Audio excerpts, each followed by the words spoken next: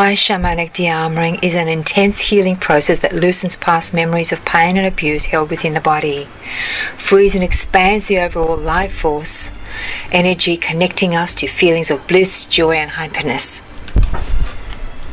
When you were working on my body, I started to feel more than think, and that's when it all starts. It started as like a volcano, like you told me.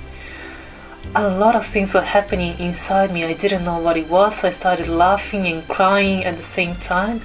I didn't know what was going on. I think a lot of my controlling part was trying to control what was happening, trying to understand what was going on. And I couldn't, so everything was happening, and it was a lot of feelings and that I couldn't understand. And I started to feel a bit more confident, and when you turn over, I really felt quite blessed that I was here and quite grateful for your work, because I think a lot of the tension has come out already, and I was already feeling quite grateful for everything you were doing to me. And thank you, by the way, again. Feeling like crying now because I feel that gratitude. And you turned me over, and then you started working my tummy, which is a part that I always have tension. I have a lot of constipation, I had gastritis, I had lots of issues with my tummy. And again, my controlling part started to freak out, and I was getting sucked into that. And then you told me not to be scared, just that you were there, and it was very reassuring. And you gave me lots of your love and energy to help me feel better. And then I saw, not images, but I felt all that war coming. I don't know if it was in past life. I'm pretty sure it was, because I do have lots of problems watching war films, and I have a lot of problems reading the news or watching the news. So ever since I was 16 years old, I don't like to listen to the news, because it's so much misery, pain and suffering, and being raped and being murdered in my gut. And it was such a horrible feeling. It was so intense and deep. And you helped very me. Real. It was extremely real. I felt like I was being raped and murdered at that point when you were doing that massage, and then you pressed those points, and it was so intense, and I felt I was living at that moment, all that war. And you helped me release that, and saying that, to feel the love, and you gave me your love, and I started to feel that, and you told me to put the love in, to try to heal it. And from that, it started to get lighter and lighter, gradually. And soon after that, I was finally able to go through that darkness to see the light, like you told me. It was more than mental too. When I put my heart on there, yes, that turned it around, didn't it? Yes, very much. So you gave me your energy and your love, and I could feel that, and I could feel that I was being loved, and I was safe, and everything was okay. And that's when I think, when I was able to let it go and feel the love and feel your energy, and everything was released. I went past through that, and suddenly I felt so much joy. I felt like I told you during the massage, I felt like I was just moments before dying, because you know how you hear everyone saying how peaceful it is just before you die, because I was feeling like I was going to die at that point, because I was in a war, and I felt like that point in time when I was dying, and I felt very peaceful, and it was the whole universal energy and love embracing me. And that's when I felt all the joy, and all my body went, I think, vibrating. I don't know if it was actually vibrating or not, but I felt all the vibration within me, and that's when I also is this joy, because it was so nice. I couldn't believe how wonderful that feeling was. I was laughing like I never laughed before. It was a laugh from inside me. It's a spiritual laugh, I can say, because it's not it's not a mind laugh. It's not like you listen to something that is funny. No, it was a laugh or a smile that came from beyond, I don't know, beyond this physical world, I would say. And I stayed there and I couldn't believe how amazing that was, and how wonderful that felt. And I thought, well, I can't believe that people go through this life without feeling joy, like this is joy, this is amazing. And I never felt like that before. And after, when you were doing some other massages as well, and you were touching, I told you that I had some pain on my liver, around my liver area, which is another area that I have lots of problems. And you started working on that, and you said, well, you're ready to go to the next phase. And then you put your hand on my heart as well, and I could feel it coming. And I think I had an orgasm or something, that I felt my inner part from my vagina or something, the vibration coming from the vagina up to my head, and it came, I could feel coming on in waves, like going upwards. And then... And that was in stages, it's just in like stages, built. Yes. Like yes. From one vortex to the next vortex. So and it was coming, yes, and I could feel it coming, and it was so amazing, because when I have orgasm with my partner, I have that, but it's so fleeting, it's so concentrated in the perineal area. It doesn't go to the head, but I could feel it coming from the vagina, from the perineal area to my abdominal area, to my stomach area, to my heart, to up to my head, and I could feel that coming, and it was amazing. And I felt a complete bliss. I cannot say any other words. A complete bliss and ecstasy. And for I don't know how long, for a long time after that, I could still feel the tingling and the vibrations, and I could, like I told you, I felt like my whole body was complete, was filled with this mass of flow of energy that was very still, very calm, but still I could feel it's alive and it's very beautiful. And yeah, like you know, when you see the ocean under the sunlight and everything sparkles, and I was feeling like I was sparkling inside me. And yes, I just felt amazing, and it's absolutely wonderful. I can only thank you for that. Now, when you say you started to feel the vaginal orgasm moving up, I know I had my hand on the solar plexus area, didn't I, at that time? Yes. Yeah, there was no touch there, touching, and it was really, yep, exactly. There's no vaginal touching, nowhere near it. The power center set that off. Yes. So you came from your center into orgasm, rather than the G-spot stimulation that we tend to hear about. Yes, no. It was weird because, yes, I could feel it vibrating from down to up, but the vibration, how can I say, I felt first in my abdomen, and then I felt coming from below to upwards. So it started actually in my abdomen or stomach area, and then I felt the tingling coming from my vaginal area upwards. But would you say it dropped down into it when we were up here, or I felt down first here? Yes, you maybe did. Maybe I became aware later of the vaginal area. Exactly. Yes, okay. But you only touched on my solar plexus. Yes, on my stomach area. Yes, it was amazing. Yes, and I'm still very relaxed and very happy.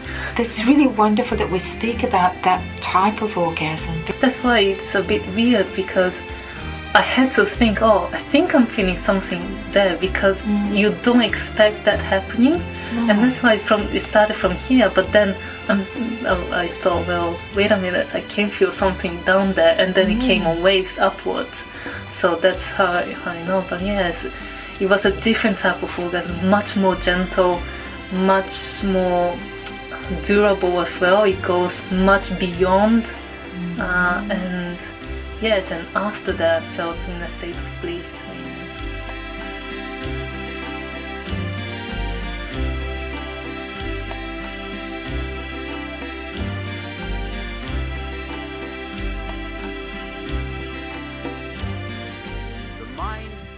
everything in terms of division.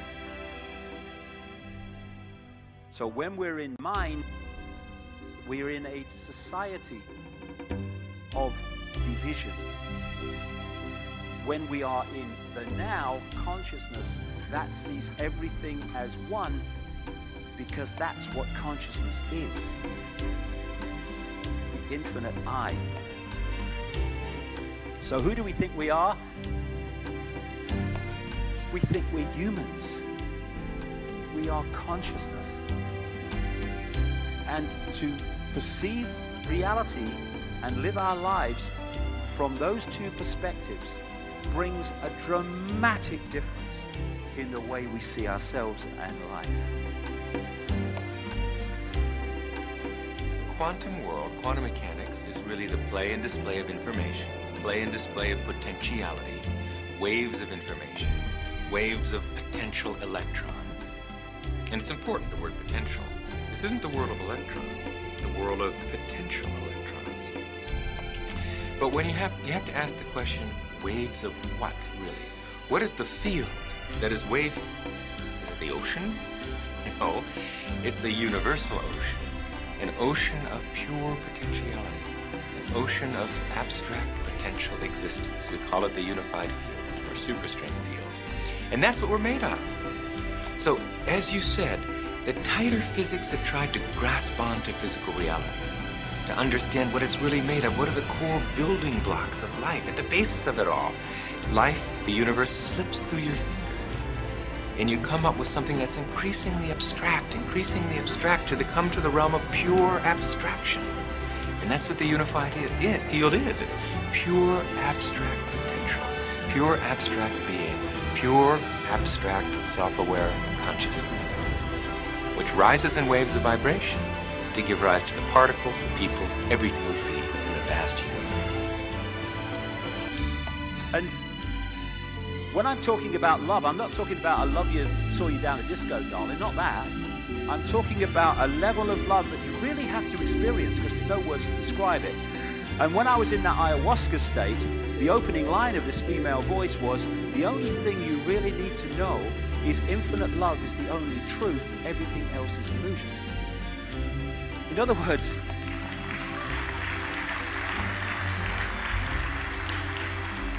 other words, the existence of one infinite consciousness, that's the only truth. Everything else is illusion. It's the manifestation and manifestations of that consciousness in many and various ways. But the manifestations are the illusion. The consciousness is the base reality of everything. And one of the lines from one of my books, love is not something you're in, it is something you are. That's the difference. Pope John Paul II said the worst prison would be a closed heart. I must say the irony of someone from the Roman Catholic Church saying that is not lost, but I do take the point.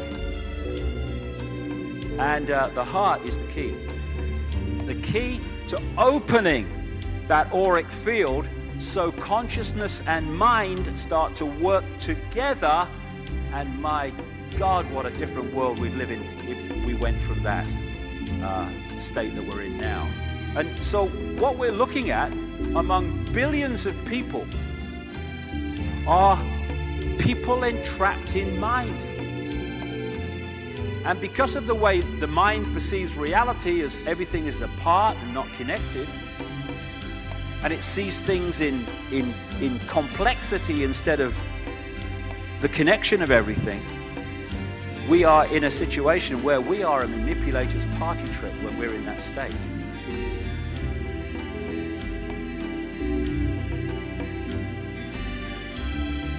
Enlightenment, I thought, is it possible for human beings to gain enlightenment? And what is that? And is it possible to really get happiness going from within? Because we are always looking out for happiness. And we live in a world of change. Everything is always changing. And if you see this car that you love, and you want this car, it's going to make you happy, you save up, or if you have the money, you get that car.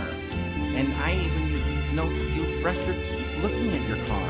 It's so beautiful. It's so much happiness. And you're driving to keep it clean, and you're going along. Then the time passes. And a year later, it's kind of dirty with some scratches and dents.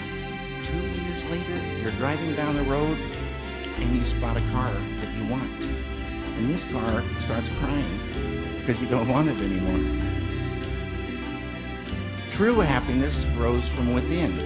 When you dive within and really dive all the way and experience that ocean of consciousness, which Dr. John Hagelin's science calls the unified field, oneness, unity, oneness and unity. It's so beautiful. And as he says, at that fundamental level, we are all one. We're one world family. We have to view life as an opportunity. What are you doing with it? Are you afraid of it? We are the power in everyone. We are the dance of the moon and the sun. We are the hope that will never hide. We are the turning of the tide. If we can turn the tide within ourselves, from freedom or to freedom, from fear, then we turn that tide outwardly in the planet. And all it is, like everything else, is a choice. A choice between fear and love. That's all it is. We can choose to be frightened. We can choose to hate. It's a choice. Or we can choose not to fear. And we can choose to love. But I love you because you exist. I love you whatever. I love you without condition.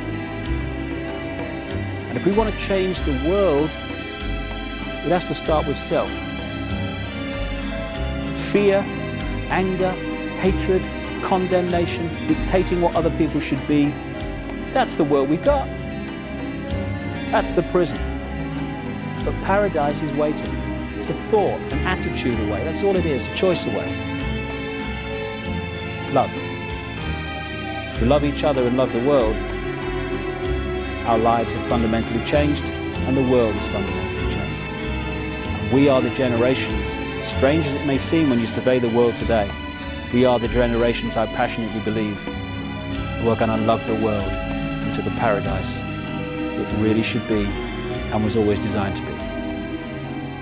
Changing the world is not something in the future anymore. Oh, I hope it'll be better for the kids. It's here and now. We're going to see it happen.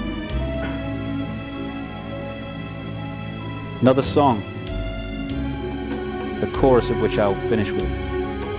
Love can build a bridge between your heart and mine. Love can build a bridge. Don't you think it's time? More and more people across this planet are screaming yes to that question. And we are the generations who are going to love the world to a paradise. Thank you very much.